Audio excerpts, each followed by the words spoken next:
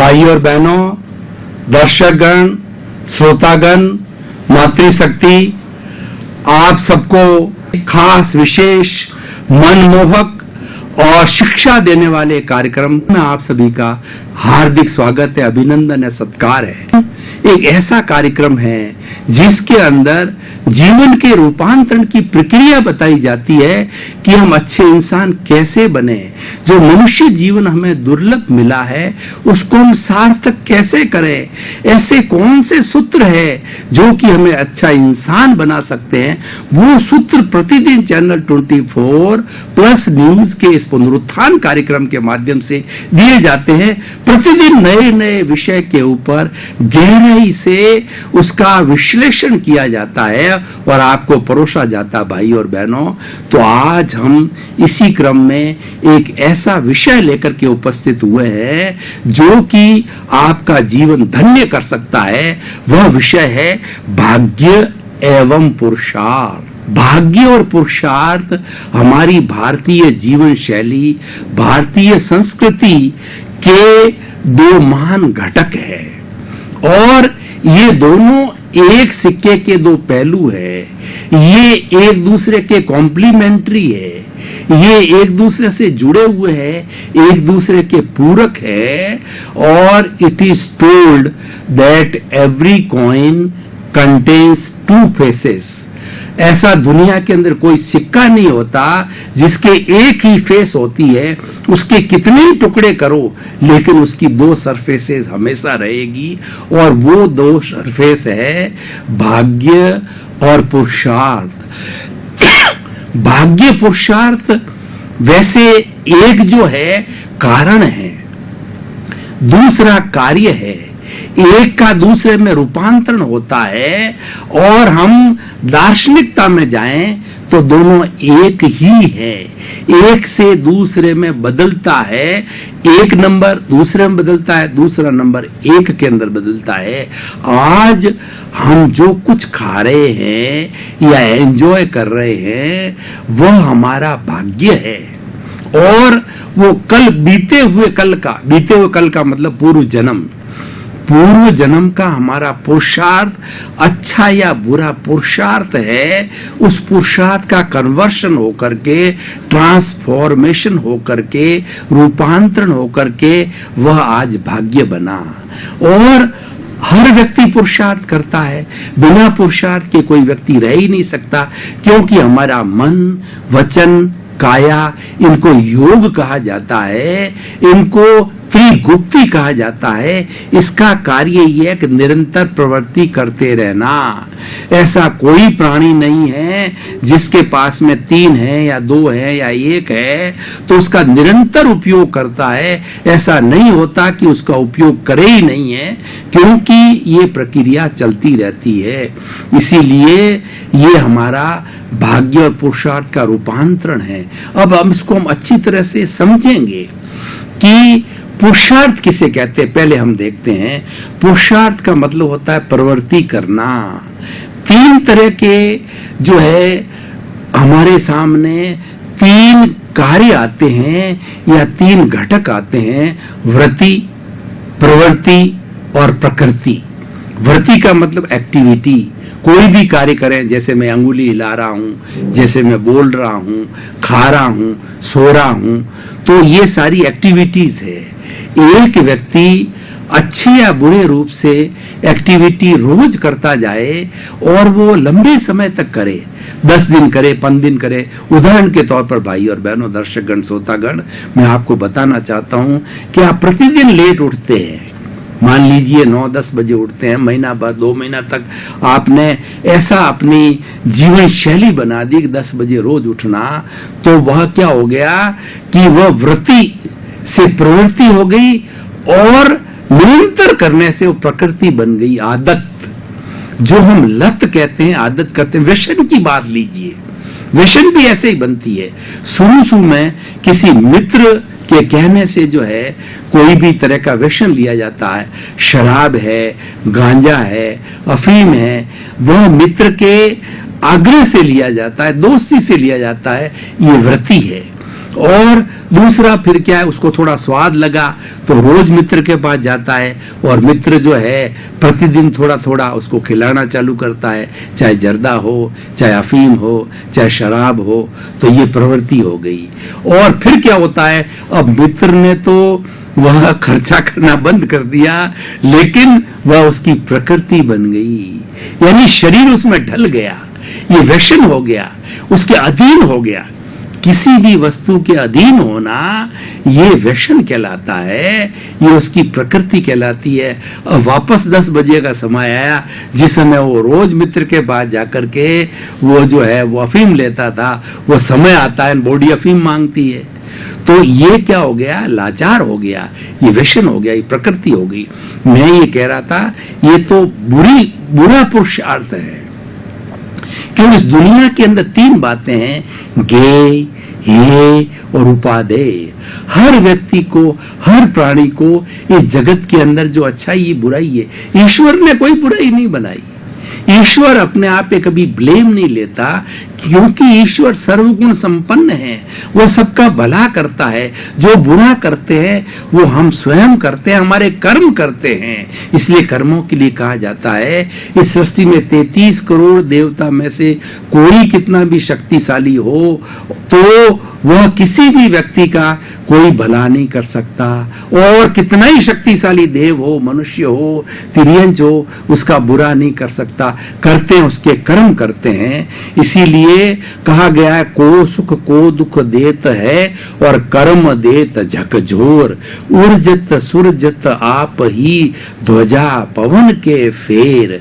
रामदेव जी के मंदिर पर ध्वजा अपने आप जो है ना उल्टी होती है, सीधी होती है, पवन के फेर से होती है। तो हमारा अच्छा बुरा जो होता है हम कर्मों के से होता है। तो हम कह रहे थे कि हर कार्य व्यक्ति को गे उसकी जानकारी होनी चाहिए। और दूसरा होता है हे, अब हमें अपने विवेक को काम लेना है। जो आज हम भाग्य और पुरुषार्थ की बात कर रहे हैं, तो उसमें अच्छा भाग्य बनाने के लिए, अच्छा पुरुषार्थ करने के लिए हमें इस हेय और उपादेय को समझना है। और हेय और उपादेय को अलग करने वाला विवेक, इसीलिए कहा गया है कि विवेके धम्म माइये, विवेक ही धर्म है। जितना जितना आप अपना एक्सपीरियंस लगाओगे, विवेक को लगाओगे, प्रज्ञा को जागृत करोगे, भीतर के सच को अप्लाई करोगे, सत्य को अप्लाई करोगे, वो सारा विवेक है, उतना उतना हमारा शत पुरुषार्थ बनेगा। और क्योंकि विवेक जो अगर व्यक्ति में जागृत हो जाता है, वह व्यक्ति को बुराई नहीं करने देता, वो हमेशा उपादेय की ओर ले जाता। हे का मतलब छोड़ना, उपादेय का मतलब ग्रहण करना।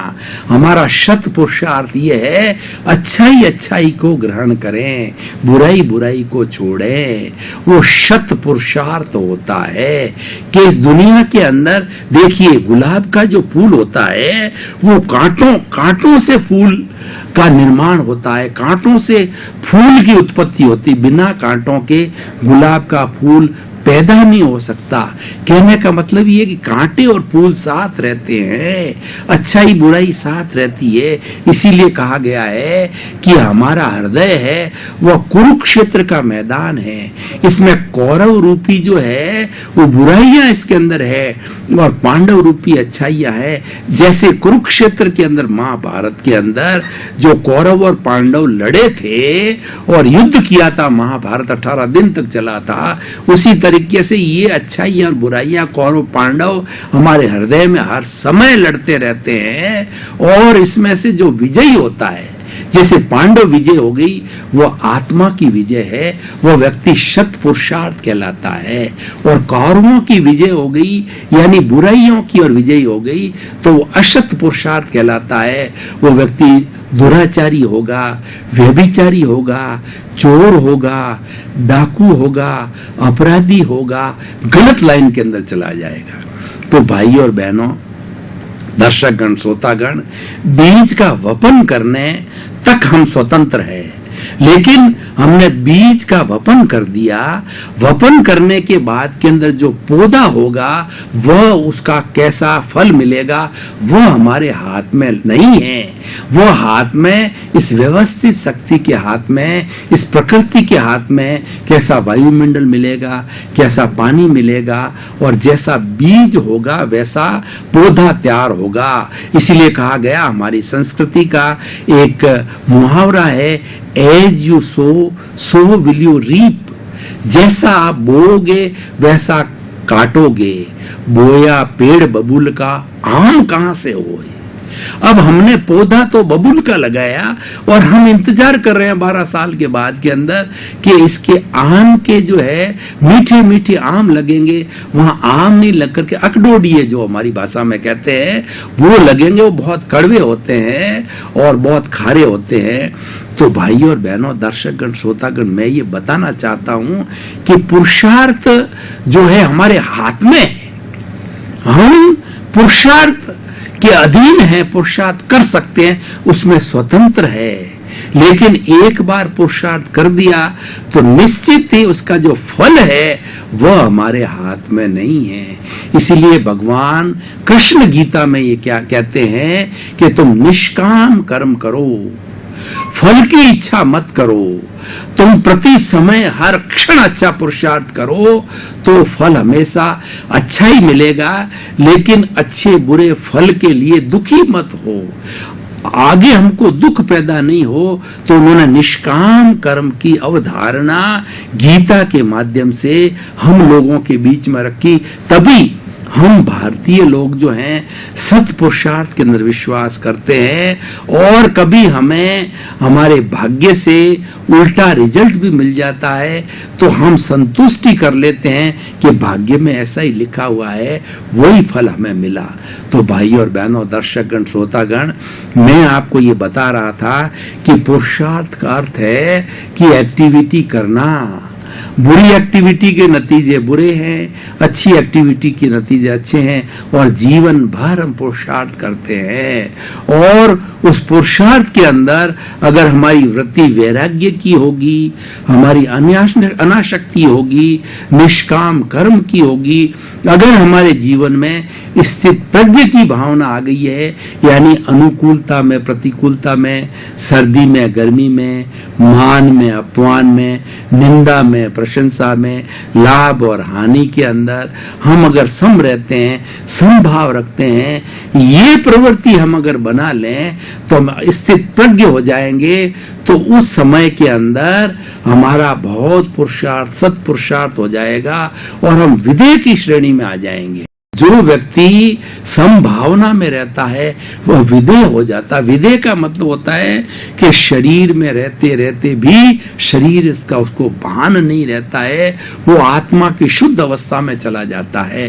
तो इसलिए भाइयों और बहनों, दर्शकगण, श्रोतागण, अब मैं भाग्य की बात कह रहा हूं कि भाग्य जो है हमारा पुरुषार्थ का ही फलित है, बिना कारण के कार्य नहीं होता है। तो हमारा कारण हो गया पुरुषार्थ और कार्य हो गया भाग्य।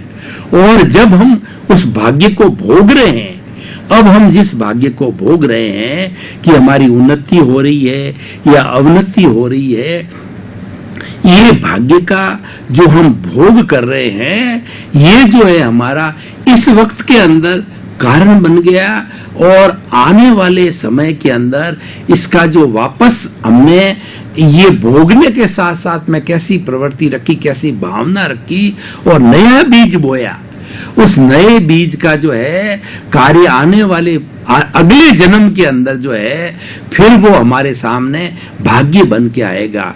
इसीलिए भूत का पुरुषार्थ आज का भाग्य, वर्तमान का पुरुषार्थ कल का भाग्य।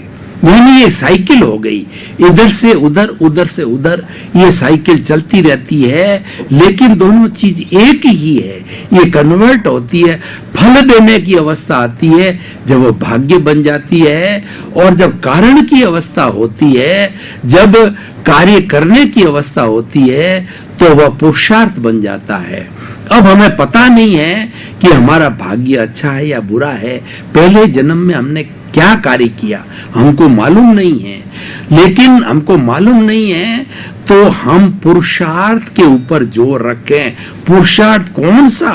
सत पुरुषार्थ, जो हमारे समाज ने अच्छी मान्यताओं को स्वीकृति दी वो कार्य करते रहें। एथिक्स जिसको बोलते हैं, जो समाज के शुद्ध नियम बने हुए हैं वो नियमों का पालन करते रहें, वो हमारा शुद्ध पुरुषार्थ है, वो हमारा शुभ पुरुषार्थ है। और उसके विरुद्ध जावें तो वो अशुद्ध पुरुषार्थ है, अशुभ पुरुषार्थ है। तो दोनों तरह के पुरुषार्थ, इसीलिए हमारी भारतीय संस्कृति हमारी पुरुषार्थ प्रधान संस्कृति कही जाती है, भाग्य प्रधान नहीं है। क्योंकि भाग्य तो उसका प्रोडक्ट है, उसका कन्वर्शन है, वो बदल के होगा ही। लेकिन हमको पता नहीं है कि वो कैसे बदलेगा, कब बदलेगा, हमको जानकारी नहीं है। इसलिए हम पुरुषार्थ पर जोर रखें। और पुरुषार्थ करने से व्यक्ति जो है, छोटा से छोटा व्यक्ति महान बन सकता है। आज के सिनेरियो की हम एक उदाहरण दें कि हमारे वर्तमान में भारतवर्ष के प्रधानमंत्री भाई नरेंद्र मोदी हैं। 12 वर्ष तक जो है उन्होंने गुजरात के मुख्यमंत्री के रूप में अच्छा कार्य किया, शत पुरुषार्थ किया। उनकी एक व्यक्तित्व बना, उनकी एक इमेज बनी, उनकी एक पहचान बनी और उनको खुद को कॉन्फिडेंस हुआ कि नहीं, मैं देश पे राज्य कर सकता हूं, मैं जनता का भला कर सकता हूं, जनता पर शासन कर सकता हूं। तो उनके मन में उत्कंठा पैदा हुई, उनके मन में संकल्प शक्ति पैदा हुई और उन्होंने कई संघर्ष झेले। उनको उनकी खुद के पार्टी के लोग हैं, वो उभारना नहीं चाहते थे, उभरने देना नहीं चाहते थे, लेकिन नियति को मंजूर था। वो उभरे, संघर्ष किए और करते करते आज वो देश के सर्वोच्च बन गए, एनडीए के सर्वोच्च बन गए, बीजेपी के सर्वोच्च बन गए और आज हमारे भारत में नहीं विश्व में नंबर 1 हो गए। जिस देश के अंदर जाते हैं वहां के राष्ट्रपति प्रधानमंत्री से ऐसी बात करते हैं जैसे कि चिर परिचित मित्र हो और उस मित्रता का फायदा देश के कल्याण के लिए करते हैं। यानी एक अच्छा व्यक्तित्व, एक अच्छा पुरुषार्थ। और इतना ऐसा वो क्यों कर पाते हैं? कैसे होता है कि वो निरंतर पुरुषार्थ में विश्वास करते हैं। कैसा पुरुषार्थ? सत पुरुषार्थ के अंदर, अच्छे पुरुषार्थ के अंदर विश्वास करते हैं। इसलिए भाई और बहनों, एक बात मैं और कहना चाहूंगा कि जहां तक किसी लाभ की बात है, अच्छी परिणति की बात है, इसके अंदर एक केवल भाग्य ही काम नहीं करता है। 5 घटक जब मिलते हैं तब जाकर के कोई परिणति होती है। वो 5 घटक क्या है? काल, स्वभाव, कर्म, पुरुषार्थ और नियति। अब मैं एक उदाहरण के द्वारा भाई और बहनों, दर्शकगण, आपको इसको पुरुषार्थ और भाग्य का कैसे कन्वर्शन होता है एक उदाहरण के द्वारा बताना चाहता हूं कि एक 10th क्लास का बोर्ड का बच्चा है, उसको 10वीं के बोर्ड की परीक्षा देनी है। तो काल यानी बोर्ड की जो मान्यता के अनुसार वो 14 साल की उम्र को प्राप्त हो गया है। स्वभाव का मतलब योग्यता, उसके अंदर 10वीं परीक्षा के प्रश्न पत्र हल करने की पूर्ण योग्यता है, ये स्वभाव। और ये काल, स्वभाव और कर्म, कर्म का मतलब वह है वो कार्य करता रहता है, खूब मेहनत करता है, पढ़ता है और लिखता है और दृढ़चित्त होकर करता है। तो ये काल, स्वभाव, कर्म और पुरुषार्थ का मतलब होता है कि खूब अच्छा कार्य करता है, शत दिशा के अंदर कार्य करता है। और कर्म का मतलब यहाँ था कि भाग्य उसका साथ दे रहा है कि 10वीं बोर्ड की परीक्षा पास करेगा। अब 5वां फैक्टर, अब ये 5 मिलते हैं जब जाकर निष्पत्ति आती है। इसीलिए मैं कर्म और पुरुषार्थ का निष्कर्ष देना चाहूंगा कि अब ये नियति कि बोर्ड की परीक्षा कल सुबह है, रात्रि में उसको इतना भयंकर ज्वर हो गया कि उसकी चेतना ही गायब हो गई, वो कुछ समझ ही नहीं पा रहा है, तो कैसे परीक्षा देगा? इसका मतलब 4 फैक्टर तो उसकी मदद कर रहे थे, लेकिन जो नियति को मंजूर नहीं था और वो बोर्ड की परीक्षा नहीं दे पाया, उसकी चेतना ही लौट के नहीं आई, कोमा में चला गया, इतना भयंकर ज्वर हुआ, परीक्षा की डेट से एंड हुई, जब जाकर के ठीक हुआ तो वो दे नहीं पाया, नियति नहीं थी। तो भाई और बहनों, दर्शकगण, श्रोतागण, इस उदाहरण के द्वारा मैं बताना चाहता हूं कि सब कुछ हिडन है और हमको फल मिलेगा ही, हम कुछ नहीं कह सकते, क्योंकि चारों फैक्टर हमारे साथ हो, नियति को मंजूर ना हो तो कार्य कोई हो या ना हो, ये भी कोई जरूरी नहीं होगा ही, और कई बार बहुत परिश्रम करने के बाद भी नहीं होता है, और कई बार थोड़े से परिश्रम करते ही फल मिल जाता है, क्योंकि पांचों फैक्टर मदद करते हैं, वो कार्य हो जाता है। लेकिन हमारी भारतीय संस्कृति पुरुषार्थ प्रधान संस्कृति है, ये निराशा को जगह नहीं देती है। हमारी संस्कृति आशावान है कि व्यक्ति हर क्षण बिना निराश हुए हुए अपनी ताकत को तोड़कर किए हुए वो पुरुषार्थ करता रहे, शत पुरुषार्थ करते रहे। इसलिए भाई और बहनों, दर्शकगण, श्रोतागण, आज का ये विषय बताता है केवल भाग्य भरोसे मत बैठे रहो।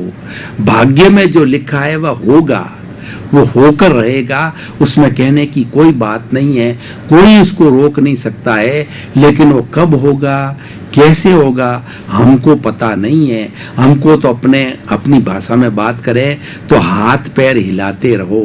उदाहरण के तौर पर भाई और बहनों, दर्शकगण, श्रोतागण, मैं बताना चाहूंगा कि कोई व्यक्ति, दुकानदार 365 दिन दुकान चलाता है, और एक दिन की बात करें तो सुबह 8 बजे से रात के 8 बजे 12 घंटे तक वो दुकान पे बैठा रहता है। तो कई बार तो क्या होता है कि 11 घंटे तक तो ग्राहक आते ही नहीं है। जो 12वां घंटा ऐसा आता है कि वो 12 घंटे की लेट निकाल देता है। तो 365 दिन के अंदर भाग्य जो है, हो सकता है 30 दिन अच्छा चले, वो नॉर्मल हर व्यक्ति के साथ होता है। एवरी डे अच्छा भाग्य और अच्छा रिजल्ट मिलना जरूरी नहीं है, लेकिन ये साइकिल है, मिलता अवश्य है। कुछ ही समय में इतना ज्यादा मिल जाता है कि पुरानी सारी लेट निकाल जाता है। इसलिए दर्शकगण, श्रोतागण, हमें आज के इस विषय से ये निष्कर्ष निकालना चाहिए कि हमें भाग्य भरोसे नहीं बैठना है, हमको पुरुषार्थ प्रधान होना है। जिस जिस फील्ड में हम कार्य कर रहे हैं, उस फील्ड के अंदर अपने पूरी ताकत के साथ, अपने मन वचन काया की पूरी ताकत के साथ उस कार्य में डेडिकेशन, डिवोशन, झोंक देना चाहिए। यानी हमारी मैक्सिमम एफिशिएंसी से हम जो भी कार्य कर रहे हैं वो करते रहिए। उससे क्या होगा कि हमें एक सेटिस्फेक्शन मिलेगा। हमें अच्छा पुरुषार्थ करने से क्या मिलता है? हमें अच्छा पुरुषार्थ करने से हमारा भाग्य अच्छा बनेगा, हमें अच्छी गति मिलेगी, ये निश्चित बात है। लेकिन वो बातें तो आगे भविष्य की बातें हैं, लेकिन इमीडिएट क्या फायदा होगा कि पुरुषार्थ करने से हमको भीतर एक आह्लाद की अनुभूति होगी कि आज मैंने किसी अंधे व्यक्ति की सेवा की, आज मैंने भूखे को भोजन कराया, प्यासे को पानी पिलाया, आज बेचारा व्यक्ति बहुत तड़फ रहा था, कष्ट में था, उसको मैंने सांत्वना दी, किसी का अर्थ का सहयोग किया मैंने। और दूसरा क्या है कि मेरी दुकान के ऊपर कोई भी ग्राहक आया, उनके साथ अच्छा व्यवहार किया और उनको बिल्कुल वाजिब भाव के अंदर मेरा लिमिटेड मुनाफा लेकर के मैंने उनको अच्छी वस्तु दी। बंधुओं, उससे मुझे भी प्रसन्नता हुई, अगले को प्रसन्नता हुई।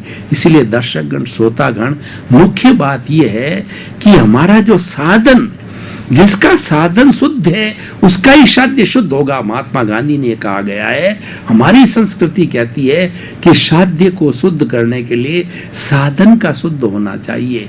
हमारा भाग्य अच्छा करना चाहते हो तो पुरुषार्थ भी अच्छा होना चाहिए।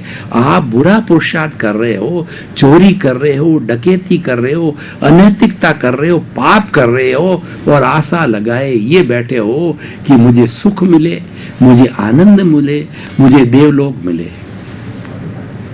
भाई और बहनों, दर्शकगण, श्रोतागण, आपका बहुत बहुत धन्यवाद।